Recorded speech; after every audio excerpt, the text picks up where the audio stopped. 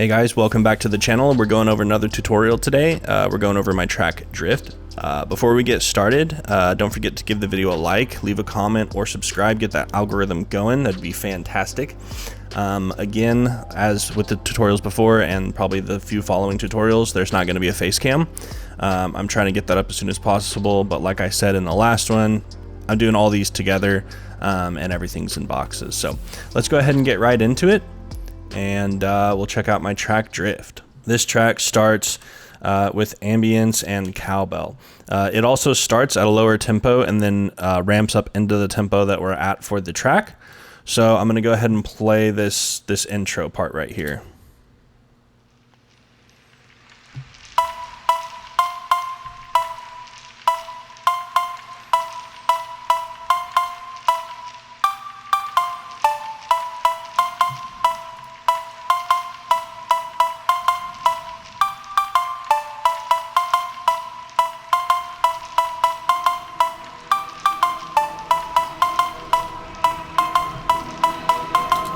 All right, and so I'll go ahead and stop it before it gets any further.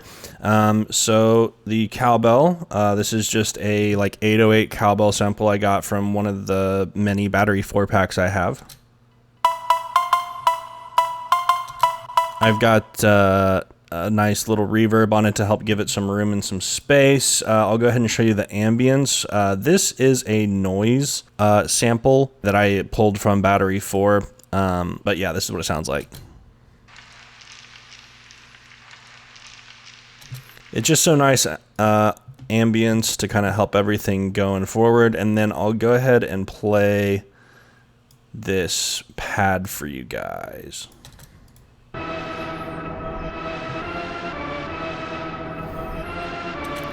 Now you'll see this pad right here, I have a big fade in on it. It's just 2 notes. And the whole purpose of it is just to fade in and bring some ambience, like swelling into the actual track.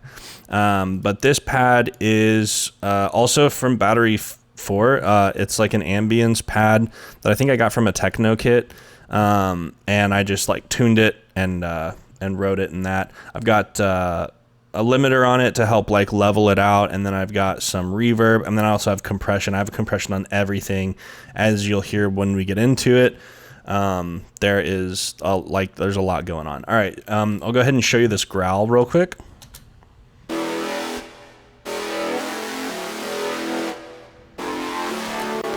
It kind of sounds like brass, which is cool. This is a Massive X instrument. I'll kind of show you what I did here. So I have this Laser Biz, which is under the additive and FM wavetables, and then a saw square ratio, or a square saw ratio, and it's just all like right in the middle. I don't have a lot of modulation or LFOs going on here. I actually turned off the low pass filter. It looks like I had some modulation, but I turned that off. And I just have it going straight through everything. I did put 2 instances of ROM on it, and so we'll go ahead and check those out and see what we got going on here. The first instance of ROM is this Cosmic, and this is just to like widen and give a short pre-delay on it. And then this version of ROM right here is to actually give it like a reverb and space feel. And yeah, it sounds like brass, which is really cool. And it just adds like a little bit of grittiness to it.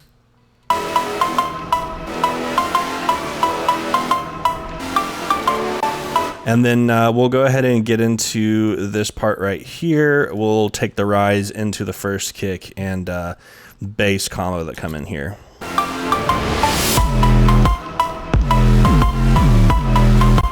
So I'll go ahead and show you the bass. This bass, I'll go ahead and play it first.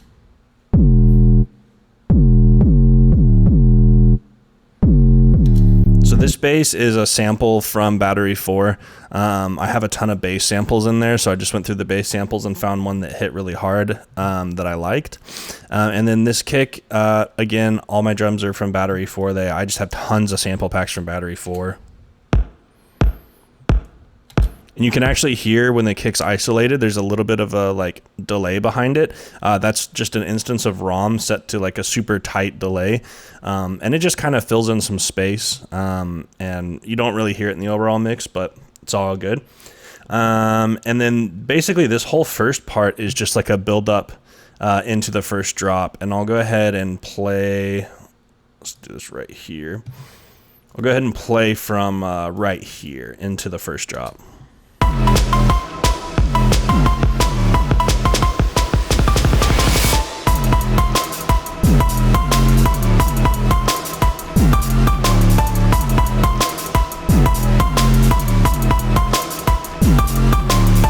Yeah, so that's basically the drop. And then I'll go ahead and come into this verse piece right after the drop.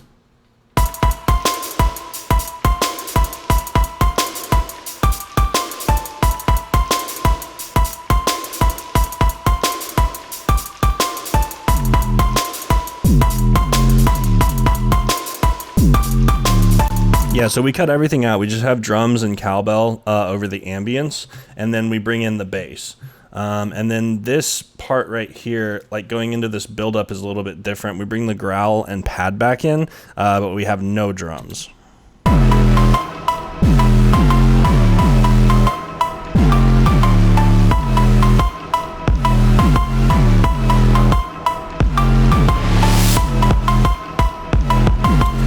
We have another build up, and then we have our second drop. And if you've listened to this track, you know the second drop is different. It is not following the first drop.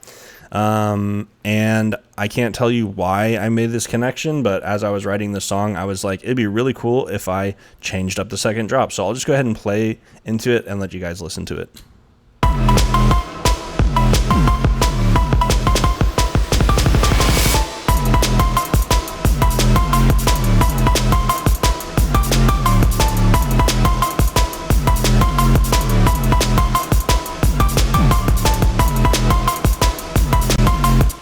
So yeah, there was just like a drum and bass feel. I really enjoyed the way it felt, and was inspired to do that in the middle of writing it. So that's what I did. And then it goes from a drum and bass feel into like a more funk trap type feel. And I'll go ahead and play that transition so you guys can hear it.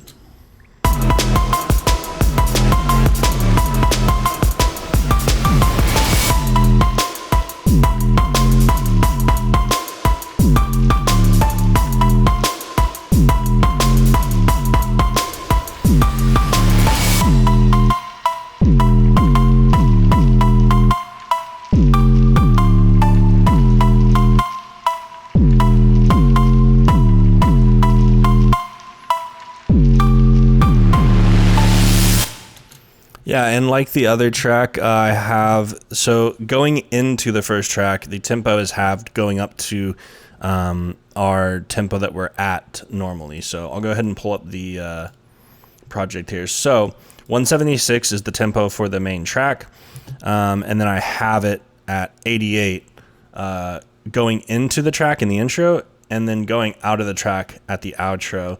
I basically, it gives it this feeling like it's winding up as it starts and winding down as it goes out. That's probably a horrible thing to do for like DJs and stuff, because I think with like, you know, if you're going to like DJ something like this, you want to have everything like synced up to go into it. But it just sounds cool to like bring in and out a song with like that feeling of like starting and ending, like ramping up and winding down. So yeah, that's the track. I think I covered everything. I've got these rise in here. I've got some long rise and some short rise, just to bring some atmosphere as we go through the different parts of the song. I've talked about that before in other tutorials. They're basically just like reverse cymbals. I use a plugin for these. I don't know if I've ever talked about this. I'm sure I have, but it's called Rise and Hit, and it's a bunch of different noises that are like reverse cymbals and like noise rising and stuff. And they all like, they're set up to like have a rise and a hit. I usually just do the rise aspect of it, because when you're going into a drop, like you want everything super like isolated. You don't want like a bunch of extra noise going in. But yeah, that's that. I think that covers everything. Yeah, that was my track drift. I hope you guys enjoyed it. Don't forget to like the video, leave a comment, subscribe to the channel, get that algorithm going. I would appreciate it. I've got a few more tutorials planned. I don't know where I'm at in terms of recording these, because I'm not like necessarily recording these in order. But there'll probably be about 5 tutorials that'll come out back to back. It's just been weird, like planning the move and everything. So, but there'll be more content on the way. Every Friday right now, I'm putting some kind of video out. So if you want to watch a tutorial or whatever, just keep your eyes peeled every Friday. And oh yeah, if you ring the notification bell when you subscribe, you'll get a notification every Friday when the videos come out. I usually either release them at noon or at midnight, so I'm playing around with when's a better time to release them. So yeah, thank you guys for watching. I hope you enjoyed it, and I'll see you in the next one. Bye.